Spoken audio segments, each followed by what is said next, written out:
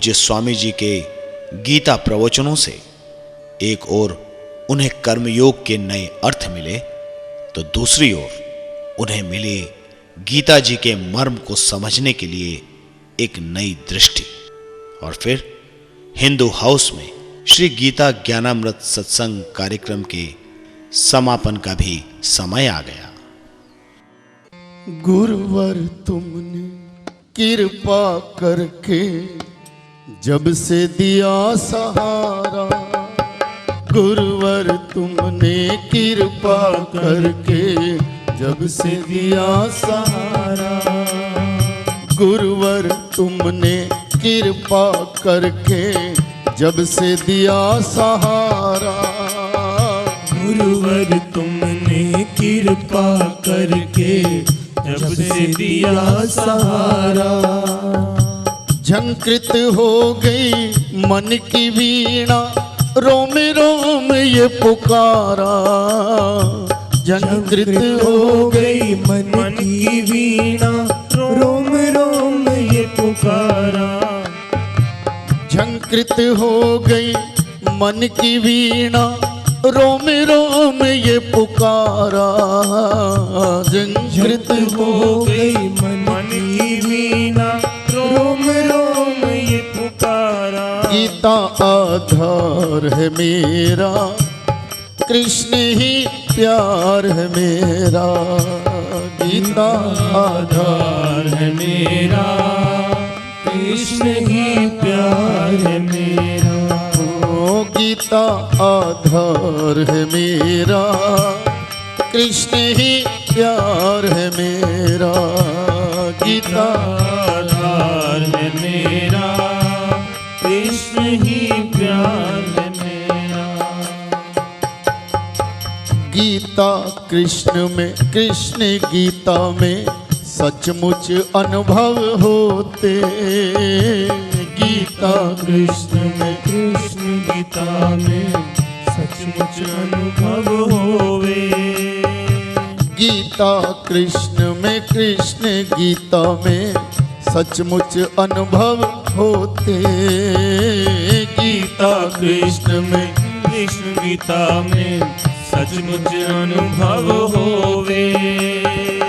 एक ही धुन में रहने लगा मन, अब तो जगते सोते, एक ही धुन में रहने लगा मन, अब तो जगते सोवे। हेलो। एक ही धुन में रहने लगा मन, अब तो जगते सोते, एक ही धुन में रहने लगा मन, अब तो जगते सोते। गीता आधार है मेरा, कृष्ण ही प्यार है मेरा, गीता आधार है मेरा, कृष्ण ही प्यार है मेरा। आज अंतिम रात्रि है। जब स्वामी जी प्रथम दिन आए थे तो मैं बहुत खुशी हुई थी। आज अंतिम रात्रि है, थोड़ा दुख हो रहा है क्योंकि कल यहाँ पर सत्संग नहीं होगा, इसे थोड़ी उदासी छा गई है। इतने दिनों तक यहाँ समझो कि वृंदावन था, जहाँ पर भगवान कृष्ण की कथा चल रही थी, भगवान कृष्ण के भजन कीर्तन और बहुत भक्तिमय वातावरण पैदा हो गया था। हमें बहुत खुशी हुई, बहुत अच्छा लगा। तो हम इस शुभ अवसर पर स्वामी जी को बहुत धन्यवाद देते हैं और उनका हार्दिक स्वागत है हृदय से। From the bottom of our heart हम मॉरिशस वासी लोग गदगद हो गए स्वामी जी के मधुर वचन से, उनके उपदेश से, उनके सुझावों से। प्रार्थना के वाक्य दोहराएं। मेरे नाथ, मैं आपको भूलूं नहीं, मेरे नाथ, मैं आपसे दूर ना रहूं, आप मुझसे दूर ना रहें, मेरे नाथ, आप अपनी कृपा सदा सब पर बनाए रखें। जय श्री कृष्ण, जय श्री राधे।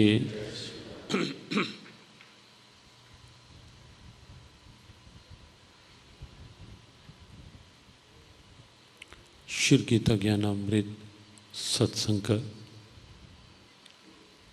आज यहाँ हिंदू भवन में समापन सत्र, चर्चा पिछले 4 दिनों से एक ही भाव को लेकर चल रही है, जीवन जीने की कला।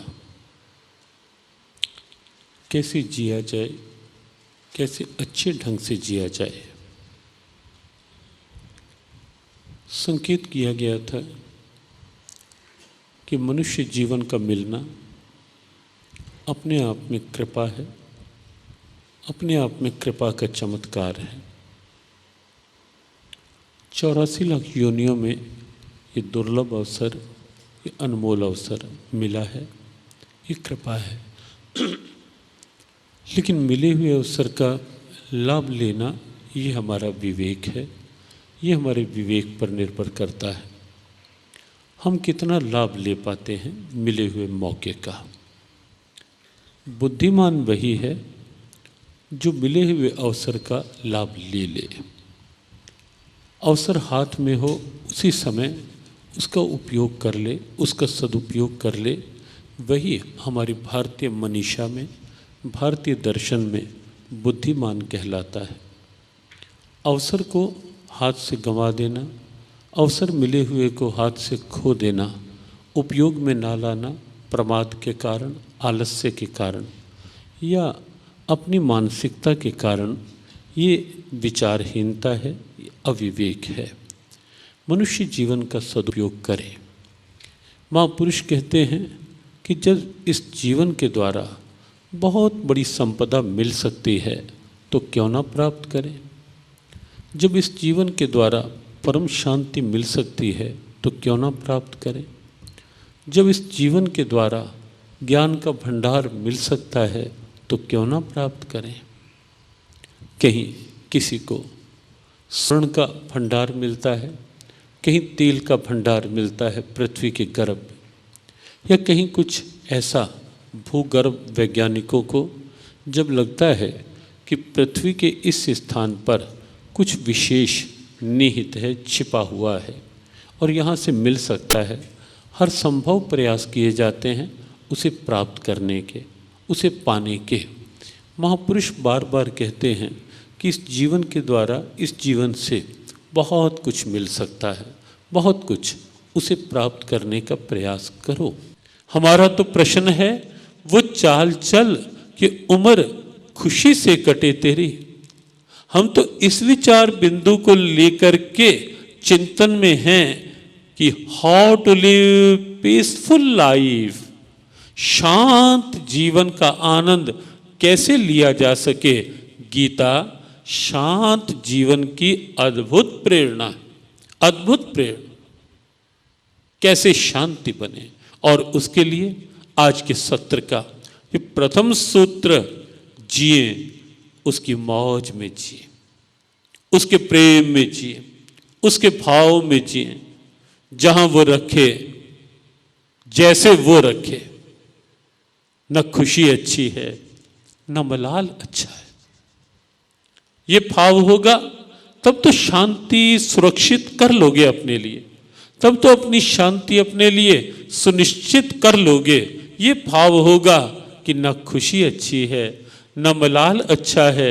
मेरे ठाकुर, मेरे गोविंद, तू जिस हाल में रखे वही बस हाल अच्छा है।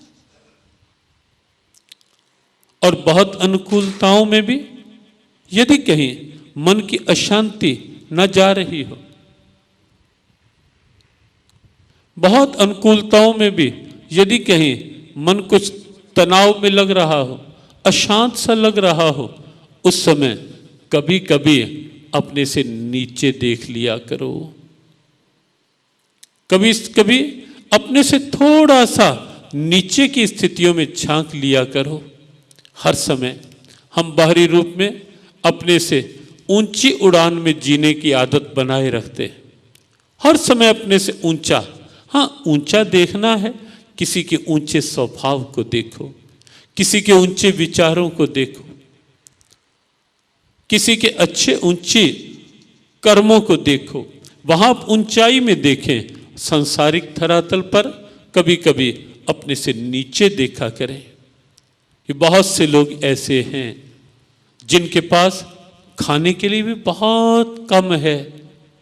बहुत से लोग ऐसे हैं जिनके पास रहने के लिए भी ढंग के साधन नहीं हैं। बहुत से लोग ऐसे हैं जिनके पास पहनने के लिए पूरे वस्त्र नहीं हैं। जब कभी ऐसी दृष्टि बनाओगे तब उसकी कृपा का आनंद मनाओगे कि मेरे नाथ, मेरे ठाकुर, तूने कितनी कृपा कर रखी है, हजारों से अच्छा बना रखा है, हजारों लाखों से तूने अच्छा बनाया है। यहाँ आकर के मन संतुष्ट होगा, मन शांत होगा। कभी कभी ऐसा स्वभाव बनाओ, ऐसा अभ्यास बनाओ और जैसे भी हो सके उसकी मौज में जीने का स्वभाव बनाओ। से आप पूछें या पंखे को खोल करके देखें तो पंखे के अंदर आपको एक एक्सल मिलेगा, धुरी। वो एक्सल ऐसा है जिसके चारों ओर पंखे के पर घूमते हैं, लेकिन वो नहीं घूमता, वो स्टेबल है, वो स्टेबल है, स्थिर है। जिस समय वो एक्सल भी घूमने लग जाएगा तो पंखा बंद हो जाएगा, खराब हो जाएगा। उस एक्सल को देखो। कबीर एक बार कहीं गए, एक चक्की चल रही थी अनाज पीसने की। कबीर ने देखा ऊपर से अनाज डाला जा रहा है, चक्की लगातार चल रही है, डाले गए दाने पिस रहे हैं। कबीर देखते रहे, देखते रहे। देखते देखते कबीर के कुछ आंसू निकल आए। कमाल साथ खड़े थे, कबीर के पुत्र। कमाल ने पूछा, पिताजी आंसू क्यों निकले आपके, आप रोए क्यों? कबीर ने कहा, बस कमाल, इस चलती चाकी को देख करके संसार की ओर ध्यान चला गया कि जैसे इस चक्की का पाठ चल रहा है, अनाज पिस रहा है, ऐसे ही मुझे लगता है कमाल कि संसार में भी आकाश और पृथ्वी के दो पाटों के बीच में कहीं ना कहीं लोग कामनाओं का अनाज भी डालते हैं, लेकिन फिर भी चिंताओं में कहीं ना कहीं पिसते हुए से दिखाई देते हैं। बहुत कुछ करते हैं, बहुत कुछ करते हैं शांति के लिए, लेकिन फिर भी कहीं ना कहीं टेंशन में, चिंताओं में। और तब कबीर के मुख से निकला, चलती चाकी देखकर दियो कबीरा रोए, दो पाटन के बीच में साबत रहा न कोई। कमाल थोड़ा मुस्कुरा दिए। कबीर ने पूछा, कमाल तू हंस क्यों दिया? कमाल ने कहा, पिताजी आपका अपना भाव, मेरा अपना भाव। कहा, तेरा क्या भाव? कमाल ने कहा, मैं अपना भाव बताऊंगा इस चाकी वाले को बुला करके। बुलाया गया, उसे कहा गया कि ऊपर का पार्ट जरा हटा करके देखो। हटाया गया। कमाल ने कहा, पिताजी देखो, कुछ दाने ऐसे हैं जो पिसे नहीं हैं, जो बिल्कुल सुरक्षित रखे हुए हैं। ये कैसे? और तब कमाल ने कहा, आसे पासे जो फिरे निपट पिसावे सोए, कीले संग लागा रहे ताको आँच ना होए। कीले संग लागा रहे ताको आँच ना होए। कबीर ने कहा, पिताजी चक्की का पाठ चल रहा था, ये बीच में एक्सल, ये धुरी, ये कीला, ये नहीं चल रहा था, ये बिल्कुल स्थिर था। और जो दाने इस कीले के साथ लग गए वो नहीं पिसे, वो सुरक्षित पड़े हुए। कभी कभी जब कोई मछली को अपने जाल में फांसने के लिए मछुआरा जाल फैलाता है, कोई कोई चतुर चालाक मछली एक चतुराई करती है। वो मछली जाल फैलाने वाले के निकट आकर के बिल्कुल निकट आ जाती है, क्योंकि जाल वो फैलाएगा थोड़ी दूर, दूर वाली मछलियां उस जाल में फंस जाती हैं, और जो उस मछुआरे के निकट आ जाती हैं, पास आ जाती हैं, वो उस जाल में फंसने से बच जाती हैं। ये एक नियम है, एक बहुत स्पष्ट सी बात है। संसार में चिंताओं से बचने के लिए हमें मन को स्टेबल बनाना होगा, इस मन को स्थिर बनाना होगा। और ये मत भूलो, मन स्थिर होगा स्थिर सत्ता में लगकर,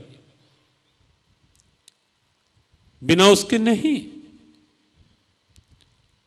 शरीर चले बुरा नहीं है, लेकिन मन जो है, मन रहे स्थिर, मन नहीं चले।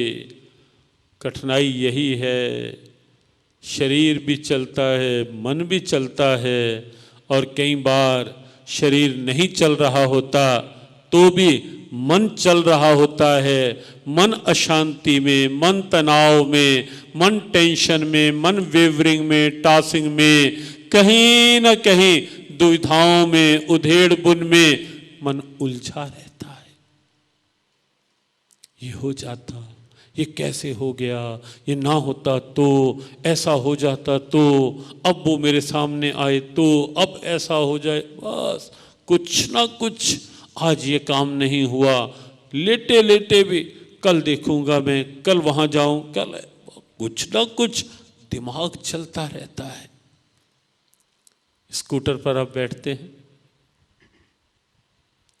स्कूटर चले, बाइक चले, अच्छी बात है, लेकिन यदि कभी बहुत जल्दी हो, बहुत आपको लगे कि जल्दी पहुंचना है, तो ऐसा प्रयोग करके ना देखना। कहीं करके देखना शुरू कर दो, वो कठिनाई की स्थिति रहेगी। केवल एक संकेत है। कभी मान लो बहुत जल्दी हो, स्कूटर पर आप बैठे हो, और आप ये सोच लें कि थोड़ा स्कूटर भागे और थोड़ा मैं इस पर बैठे बैठे और थोड़ा भागूं। यदि दोनों भागने लग जाएंगे तो स्कूटर पे बैठने वाला भी यदि भागने लगेगा साथ साथ, तो क्या होगा? परिणाम आप जानते हैं। स्कूटर चले, बाइक चले, लेकिन ऊपर बैठने वाला स्थिर होकर बैठे, सफर तय हो जाएगा, मंजिल मिल जाएगी। और अगर कहीं स्कूटर पे बैठे बैठे आपने भी भागना शुरू कर दिया,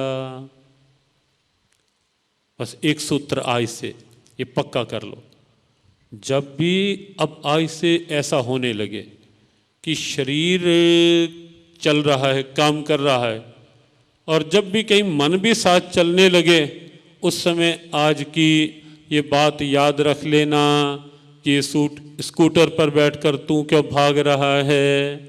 भागने केवल बाइक को दो, खुद नहीं भागो, खुद चैन से बैठो। जीवन की स्थिति, जीवन जीने की कला शरीर व्यवहार में हो, लेकिन ये मन चैन से बैठे, मन स्थिर होकर बैठे, जीवन जीने की कला वही सीख पाएगा। वही, सीधे शब्दों में कहें, वही जीवन जी पाएगा। शांतिपूर्वक जिसने ये कला सीख ली कि शरीर के साथ साथ मन नहीं चलना शुरू कर दे, मन को तो एक खूंटे पे बंद जाने दो। घर का कोई पशु या वैसे भी कोई पशु खूंटे पर बंधा होगा तो ठीक रहेगा, और यदि पशु को वैसे खोल दोगे वो कहीं ना कहीं इधर उधर मुंह मारेगा, कठिनाई खड़ी करेगा। मन को एक खूंटे पर बांधो, और वो खूंटा कोई और नहीं, मजबूत खूंटा वो है उसके नाम का, उसके प्रेम का, उसकी कृपा का। मन को तो वहां बांधे रखो। मेरा सच्चा साथी तू, मेरा एक सहारा तू, मेरा सच्चा साथी तू, मेरा एक सहारा तू। प्रयास करो शांति सुरक्षित रहे, उसकी कीमत पर कुछ नहीं। जो सूत्र आपने श्रवण किए 5 दिनों में, उसे आप अपने चिंतन में लाएं, विचार में लाएं। केवल यही हिंदू भवन तक ही छोड़कर न चले जाएं। सत्संग में कितने लोग आए ये एक विषय है, लेकिन सत्संग कितने लोगों में आया ये उससे कहीं महत्वपूर्ण विषय है। कथा में कितने आए ये एक अलग विषय है, क्वांटिटी की बात है, लेकिन कथा कितने लोगों में आई ये क्वालिटी की बात है। और सनातन धर्म के ऋषियों ने सदैव ही क्वांटिटी की अपेक्षा क्वालिटी को कहीं अधिक महत्व दिया है। और इसीलिए ये बात कही जा रही है कि हम जितने भी बैठे हैं ये विचार करें कि कोई भी सूत्र लेकर मन को शांत कर लें और चार्जिंग तो ज़रूर करते ही रहें। चार्जिंग करना ना भूलें, रोज़ चार्जिंग हो।